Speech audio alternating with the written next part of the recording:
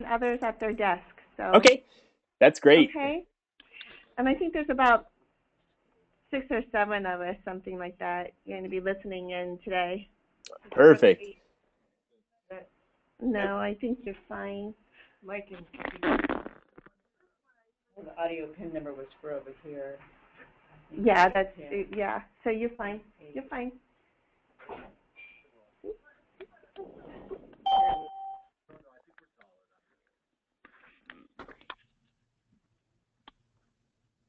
Doesn't say we have. It says unmuted enter audio pin. You're just you're fine. Just you can just minimize that right there. Yeah, just minimize that. Oh, nope. Wrong one. It's the flower thing, yeah. You should be able to shrink that. Undock control panel from screen. Minimize. There you go. We're a little slanted. Can we go forward? Wider? Well, you know, I tried doing that the other day where it's the screen on here. You see how it's only filling so much? Oh, yeah. So what I did is Alright, let me fiddle with this, because we're waiting for people, right? I don't know. You have to see who's on. Is that better? That is better, but yeah. The overall, Oh, maybe if we turn off the light, it might help. Yeah. We don't move. No, it'll stay off until you click it again. Oh, good. Yeah. Okay. So let's see who's on. Oh, that's nice. It's a little blurry, but that could just be me. I can see City of Springfield, Dee Dee Thomas, Kathy Cunningham, Meg Okay. Aloko, and Michael Harmon. That's right. I'm here. I'm here. Okay. Is Meg on? Yeah, Meg's on. Yeah. Okay, Chris, Yep. why don't you go ahead and get started? Okay. There might be another 1 or 2 jumping on, but I think we'll be just fine. Okay, sounds great. And I'm recording this as well, so Perfect. I'll send that over to you afterwards, Paula, and to everybody. Sounds good. Sounds good. All right. So way back when we were on site and did the orientation presentation, we gave a little bit of background on the program costing effort. And not every city we work with actually goes through and uses our program costing template. So we wanted to just preview it when we were there, not knowing 100% if you might have already had elements of this in place. The logic of this costing worksheet, it's just an Excel spreadsheet, is that there are 3 steps to it, and that's what you'll see as you open up one of the worksheets. There's a step 1, a step 2, and a step 3. And by completing all the steps, then everything gets summarized in the final tab, and then we have all the information that we need for all of the program costs. In step 1, the idea is that we're going to try to associate all personnel-related costs with the people who are either in a division or a department. You can set up these worksheets either at the division level or at the department level. It doesn't matter from our perspective. It's only what ends up being easiest for all of you. I think we found almost 100% of the time, because the staff are within the particular department are used to using their division level budget. It ends up being easier to do it at the division level, but maybe we can talk about that at the end. But this is an example of police department in the city of Plantation, Florida, and I'm showing you this because it actually has data in it. And then when you get your template, it will be blank, and this is how to go through and fill it out. But here we are in step 1, and what you see here is the police department. They didn't enter a division name. It's not necessary. But what is necessary is to go ahead and identify the positions, and you can list this as actual individual positions within this department, or you can roll it up at a job class level. So here in Plantation, you can see, for example, here are 3 separate crime scene technicians, and they went through and identified them as individual FTE. And the reason they did that is because they're paid at different levels. You see here in the salary column, the first personnel cost center that they're associating with the people, they're paid at different levels. So they wanted to identify each of them individually. You don't have to. You could have just said crime scene technician, and in this FTE area, entered the number 3 instead of each individual person. The reason why you might do it one way or another comes into play in step 2, as we're allocating the time that each person or each job class spends supporting programs. But just so you know that functionality is available. You see here that there's a column also called position number. We've included that because it helps make this costing template work. You might not have individual position numbers, and that's okay. It still just needs a designation. So if you wanted to go through and just enter 1, 2, 3, and 4. Yes? It's Paula. We do have position number. Okay. We will be using position number. Great. That's perfect. That makes it work out fantastic. And then number of FTEs in the position, whether it's a full-time FTE, a partial FTE, you designate that by putting in, if it's a half-time, 0.5, and if you're at the job class level, it would be greater than 1. You don't. This accounting number is there. It's one additional field. You don't need it. It actually won't have anything to do with making the worksheet work or not. Basically, the main things that we're going to need, I'm going to highlight here in yellow, just to make sure if you populate these, then the rest of the worksheet will flow and it'll work just great. Now, up here, we have all of the personnel-related cost centers, or in other words, anything that we can tie to a person. So salaries, FICA, pension, health insurance benefits, workers' comp. And you might already have fully loaded personnel costs. If you don't, then here's the easy way to go through it. You're just going to enter in, if these are all the salaries for this particular department, you would put that total salary number here for the line item, and then just break it out down here by the actual person or job class, and then similarly for all of the other personnel-related cost centers. Now, a couple of checks you'll see, checks in the model to make sure that everything's working okay. Here, you can see that they have 17 million and then some of salary costs, but as they went through and allocated these costs to each person, it says not 100% allocated.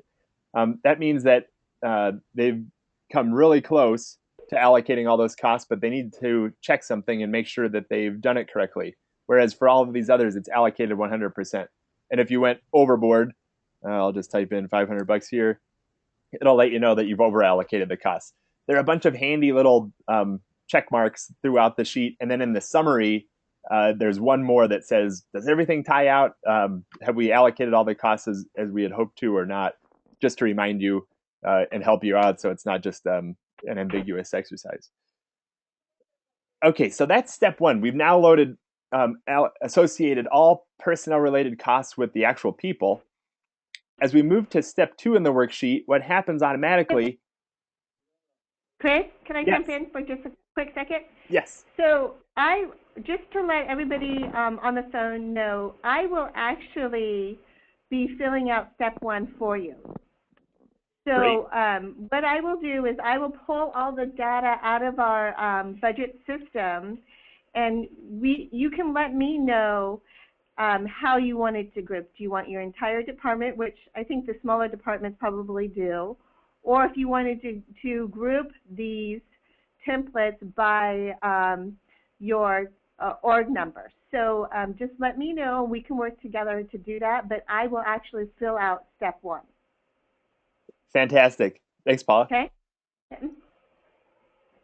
So in step 2, what happens is that all of the people who we identified in step 1 are now translated up to this component of the worksheet automatically. You don't have to do anything.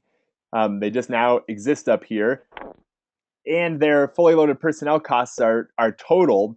So we know this chief of police, for instance, all of the personnel costs combined are $230,000 and then some, and it's 1 FTE. And the point of step 2 in the exercise is to go ahead and populate your program inventories. So here we have all of the programs identified in the police department and their program number. And again, if we have the program number, that's great. It won't cause the worksheet to succeed or fail, but it's going to be important as we pull all this data together at the end of the process. And all you're doing here is going through and trying to allocate 100% of this person's time to the programs that they support, recognizing that many staff support many different programs. Our guidance here is that, here you see in Plantation, they've gone down to the 2% level and the 1% level in the police department. That's pretty precise. If you have that sort of information, that's great. You can go ahead and associate those percentages at that precise of a level. But if we're plus or minus 5%, that's very reasonable for the point of this exercise. Unless your organization keeps track of time, you have an actual time recording system, it's really difficult to get down below something like 5% of somebody's time. And furthermore, our belief and why we do it this way rather than doing time and motion studies or things like that is because the time that these individuals spent supporting a program last year or whenever you kept track of the time compared to next year, there'll be some fluctuation. So that's why we feel 5% is completely reasonable for the point of this exercise. So you go through and you're just simply entering in within these cells the percentage of time that the staff spend supporting each of the programs until you've allocated 100% of their time. So the other trick here is that sometimes you'll be talking with the department and they'll say, how do we account for the fact that over the years we've had to absorb positions and somebody's really working the job of 5 people? Can we allocate 500% of their time? And no, we just need to get to 100% level. And that's a different conversation for the amount of time that they actually work. Any questions on step 2 before I move to step 3? Okay. The final step, those same programs that you've entered in step 2 now flow through to the step 3 tab. And up here are any remaining line items in the budget, any remaining cost centers that haven't been allocated already. So anything of a non-personnel basis. Here we have employment testing services, consultants, outside services fit in here, legal, outside service fees. This is where we'd put supplies, services, all these sorts of things. Again, anything that we just haven't allocated already so we can make the budget tie out. And what's nice about this sheet is that you have some ability to just allocate these costs. One option might be that you divide evenly by FTE. There's a little drop down here. And if you choose divide evenly by FTE, what it will do is it's reading back to the way that you associated the FTE's time to those programs from the sheet before. And it will just take this cost center and divide up evenly by the FTE supporting each of the programs. That might be the most reasonable way that we have to allocate a particular cost center. In other situations, it might make 0 sense to divide the line item evenly by FTE. So in the program of annual audit, for instance, in finance, you don't want to take the audit costs and divide evenly by all of the programs that finance offers. Instead, the audit belongs to the program producing the annual audit. In that case, you would just choose allocate dollars directly to program as the methodology, and then just go into the cell exactly where it is and associate it with that program where it is. Lastly, there's... Oh, go ahead. I have a question. So the titles in the gray, are they preloaded as you enter in your program? It's probably a question for Paula. We won't. These are supposed to just come from whether you're doing it at the department level or the division level, just wanting to make sure that you have every line item from the budget accounted for so we can associate it with the program. So I guess my question's trying to get to, we have identified multiple programs within a program. So we've broken out a program to a more fine degree. On this worksheet, how do we achieve costing those when their budget fits in one program? Their budget sits within one org, right? Right. That's what you're saying, org. You're going to have all of those programs associated with that org on this worksheet. So you probably don't want to break down by division. If your programs cross divisions, right, cross orgs, then you're not going to be able to use a division breakdown. So we'll just need to figure out the best way to break DPW down to fit in this template. It may end up being that, we do it by fund. I wouldn't want to do it that way just because given the number of funds that we have. We'll just have to figure that out. Okay. We may end up having to roll up a couple of your divisions within the same template. What those gray sections are is the budget. So those are your M&S expenses in these gray lines, and I will help you fill those out. Okay. Yeah. Does that answer your question? Well, it sounds to me like we might have to do some kind of hybrid if we're going to break. Let's say we have water resources. Water resources has been broke out through this process. We broke it out into, I think, 2 more programs. So instead of, and it's all its budget is sitting currently under water resources, funded by one fund. So how do we capture on this sheet the ability to take water resources, which is getting fed in, not really by division, but it's by org. And then how do I take that information and know that in that org sits 2 programs that we've identified? That's what you have to define here, right? Because here's all your programs. You're going to have a total budget. You're going to have to say out of that one budget line, how much is program A and how much is program B. That's what this costing sheet does. Okay. So you're going to have to put all your programs on the same worksheet. Yeah, and I think we'll have to decide based on how we see this information being used, which I think we're going to learn also, exactly how, once this is completed, how this data is going to be used, so that we can try to meet the need of how it's going to be used in the next step. Yeah. Okay. Great. Level of detail. Right. Yeah. Well, we're not asking you to, but that's the thing, that conversation that Rhonda and I had yesterday. I'm not asking you to cost your programs down to the penny, okay? So this is just really kind of an estimated cost of the programs. Don't expect it to tie back to some number that you can find in our budget book. Did everybody get that message? Right? So this is what is our best estimate of what the program costs. It's reasonable, yes. Exactly. That's a key point, and that's what we stress as well. Is this is not going to be audited. It's not for grant reimbursement. It's to come up with our most reasonable approximation of how employees spend their time and how we associate other costs with the actual program, so we have a reasonable idea of what these programs cost.